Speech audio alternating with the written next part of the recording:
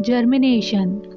It is the condition of breaking of dormancy of seed to produce seedlings, which is the start of the life of a new young plant. Seeds can germinate into three ways: apigeal germination, hypogeal germination, and viviparous germination.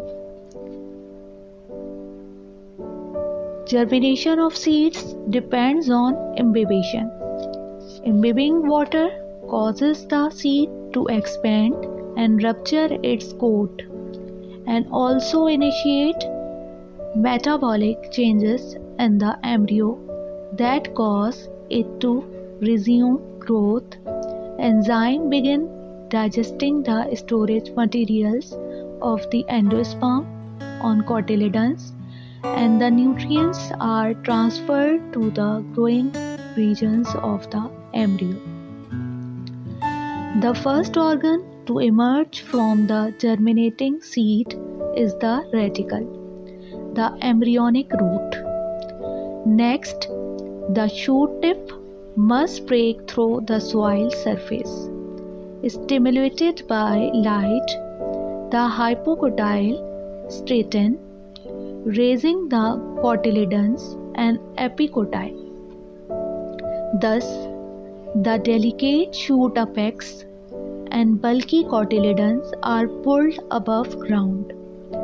The epicotyle now spreads its first foliage leaves, which expand, become green, and begin making food by photosynthesis.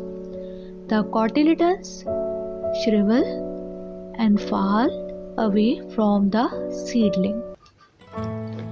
Germination of a plant seed, like the birth or hatching of an animal, is a critical stage in the life cycle. The tough seed gives rise to a fragile seedling that will be exposed to predators, parasites, wind, and other hazards.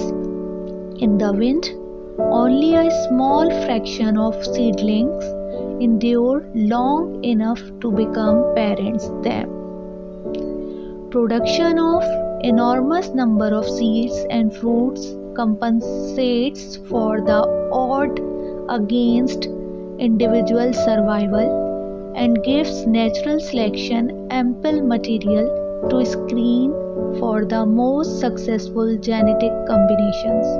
However, this is a very expensive means of reproduction in terms of the resources consumed in flowering and fruiting.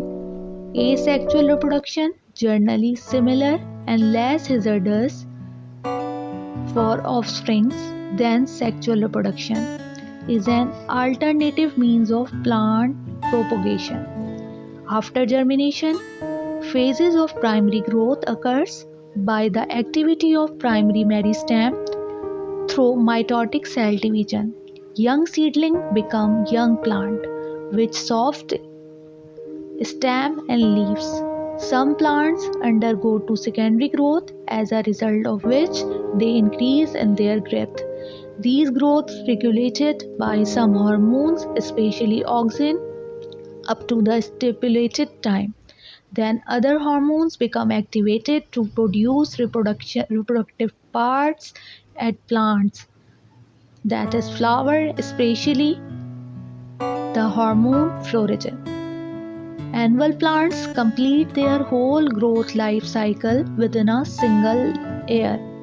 Biennial plants flower only once,